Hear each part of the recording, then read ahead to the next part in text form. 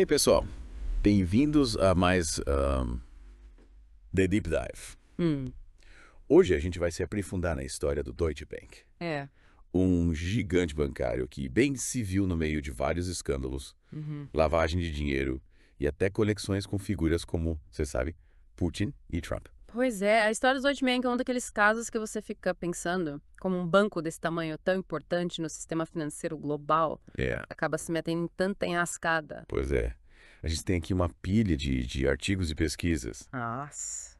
E a missão de hoje é entender como é que o Deutsche Bank chegou lá no topo.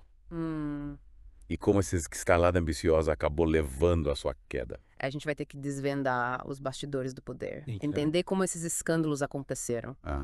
E tentar decifrar, né, as lições que essa história deixa pra gente. Vamos começar lá no início, com a ascensão do Deutsche Bank. Certo. A gente vê aqui nos nossos arquivos que o Joseph Ackerman, ele teve um papel bem central nesse crescimento todo, né? Sim, o Ackerman era um líder, digamos, controverso, mas sem dúvida ele foi um maestro dessa expansão agressiva do Deutsche Bank.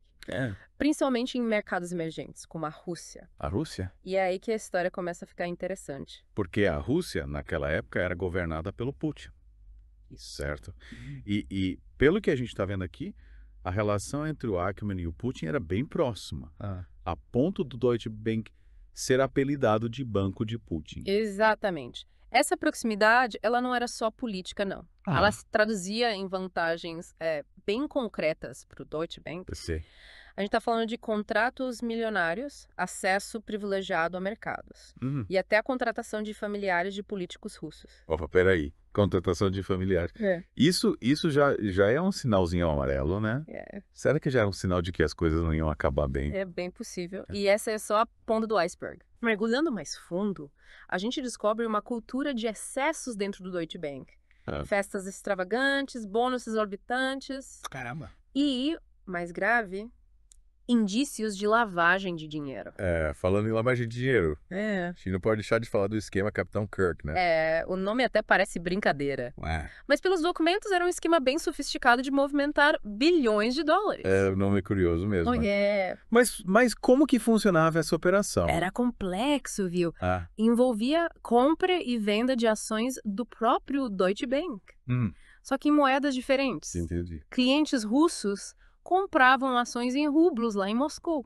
Enquanto a filial de Londres vendia as mesmas ações em dólares e adivinha, os dólares eram transferidos para contas offshore, sumindo do radar. Mas espera aí, como que o Deutsche Bank permitia isso? Alguém devia estar de olho, né? É que tá. Parece que a sede por lucro era tão grande que alguns funcionários simplesmente ignoraram os sinais de alerta. Caramba! Ou até facilitaram as transações. Que loucura! Dos casos mais emblemáticos é o do Tim Wiswell, chefe de operações do Deutsche Bank em Moscou. Em Moscou? E o que aconteceu com ele? O Wiswell era o cara que fazia a ponte com os clientes russos envolvidos no esquema. Ele coordenava a movimentação do dinheiro, transferia fundos para contas offshore. Nossa! Inclusive para conta da própria esposa. No fim das contas, ele acabou sendo demitido. E processou o banco. Eu... Alegando que outros funcionários sabiam das operações ilegais. Mas a justiça não deu razão a ele. Parece que ele tentou se safar, né? Jogando a culpa no banco inteiro.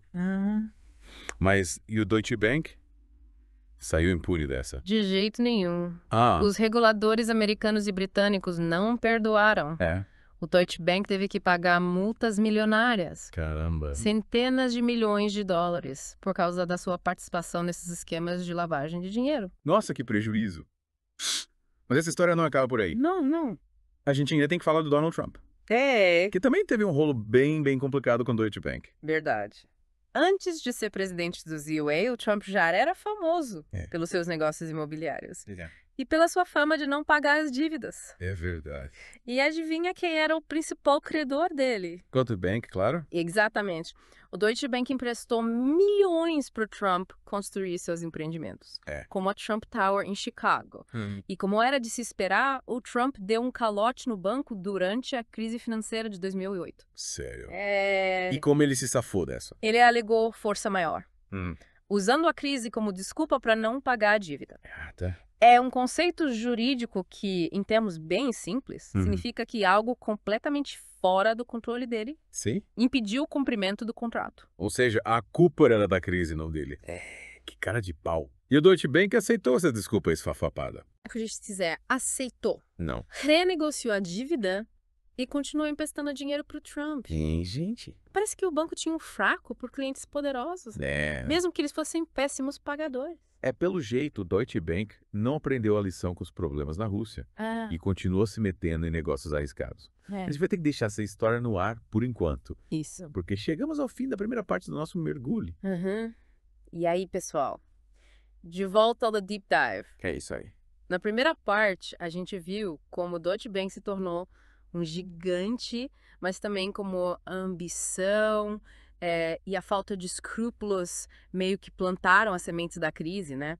Agora, preparem-se, porque a gente vai mergulhar de cabeça na derrocada do banco.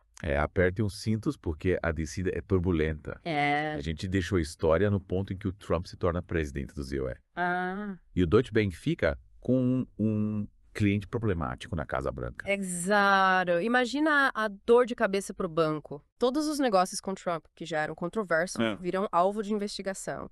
A imprensa não dava trégua, a opinião pública pegava fogo. Nossa. E o Deutsche Bank ficou na corda bamba. E dentro do próprio banco as coisas também não iam bem, né? Não. A gente viu aqui que o Deutsche Bank começa a ser bombardeado por multas bilionárias. Escândalos de manipulação de mercado. E até o BaFin, o órgão regulador alemão, entra em cena para dar uma bronca. O BaFin mandou uma carta para lá de crítica para a diretoria do Deutsche Bank em 2015. Eles estavam de olho no banco há tempos. E a gota d'água parece ter sido a série de escândalos envolvendo taxas de juros. Sim. O BaFin acusou o banco de ter uma cultura de risco excessiva, de negligenciar os controles internos. E colocou a culpa em grande parte no Anshu Jain. Não, Anshu Jain. Do CEO da instituição. E o Jain. Como ele reagiu a essa bomba? Ele negou tudo. Mas a pressão foi enorme. Pouco tempo depois, ele e o Jürgen Fitchen, outro co-CEO, acabaram renunciando. Era o fim de uma era pro Deutsche Bank. E quem assumiu o comando nesse momento crítico? Entrou em cena o John Cryan. John Cryan. É um executivo britânico, conhecido pela sua fama de durão. Ele tinha experiência em reestruturar empresas em crise. E chegou com a missão de salvar o Deutsche Bank do naufrágio. Parece que o Cryan não estava para brincadeira. O que era um plano dele? Ele cortou custos, demitiu milhares de funcionários, vendeu ativos. Caramba! Tudo para enxugar o banco e tentar voltar a ter lucro. Foi choque de gestão, uma tentativa quase desesperada de estancar a sangria. E essa estratégia radical funcionou? Deu uma estancada na crise. Mas o Cryan era um cara meio frio, sabe? Sim. E o estilo dele acabou criando atritos com funcionários e investidores. Em 2018, ele foi substituído pelo Christian Sewing. Um executivo alemão, mais conciliador. Entendi.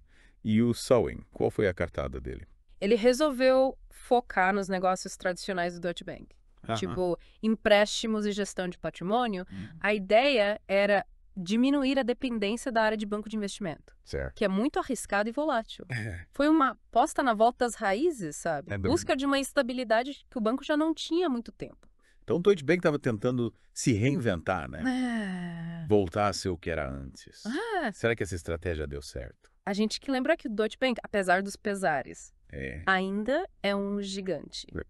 Mas os desafios continuam enormes. Eles enfrentam a concorrência feroz de bancos americanos e chineses, a pressão dos órgãos reguladores e a necessidade de se adaptar a um mundo que muda a cada minuto. Parece que o passado do Deutsche Bank ainda assombra o presente, né? Será que eu vou conseguir se livrar dos fantasmas dos escândalos e construir um futuro sólido? Essa é a grande questão. O Deutsche Bank precisa provar que aprendeu com os erros, que mudou a cultura interna e que agora está comprometido com a ética e a transparência. Só o tempo vai dizer se eles vão conseguir. E volta ao Deep Dive. A gente passou pelas glórias, pelos escândalos e pela queda do Deutsche Bank. Agora, na reta final do nosso mergulho, é hora da gente analisar o que essa história toda nos ensina. É isso aí. A gente viu como a ambição desmedida, a busca desenfreada por lucro e a falta de ética levaram o Deutsche Bank a quase afundar. Mas será que essa história serve de alerta só para o mundo das finanças? Boa pergunta. Será que a gente pode usar o Deutsche Bank como um estudo de caso? Um exemplo do que acontece quando uma empresa coloca o lucro acima de qualquer princípio. Exatamente. O Deutsche Bank, na sua busca desenfreada pelo topo, acabou se perdendo no caminho, né?